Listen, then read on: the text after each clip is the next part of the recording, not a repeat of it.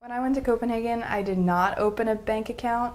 However, I did have a lot of friends that ended up doing that, mostly because they were staying there the whole year. Because I was only there for 5 months, I just withdrew money. I tried not to a lot, but it's hard when the prices are so different and everything is pretty much inflated by at least a 20% tax. So things are going to be a lot more expensive than you could ever imagine. And that kind of works with budgeting your money. And so I had to set out, weekly amounts that I could only spend this much on food this week. I could only, go out to eat maybe once or twice a month. It's just a different way of life as to where we might say, hey, let's go to Sam's and grab a coffee. If you want to pay $10 for a coffee, it's a big impact on your budget, especially as a student. Then I think that also kind of ties into where you want to travel.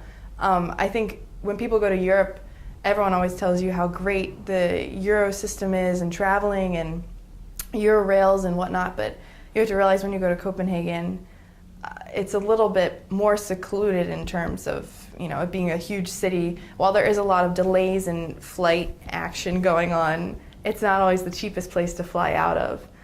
So scheduling trips you really actually have to do in advance. There are no €9 Ryanair flights out of Copenhagen.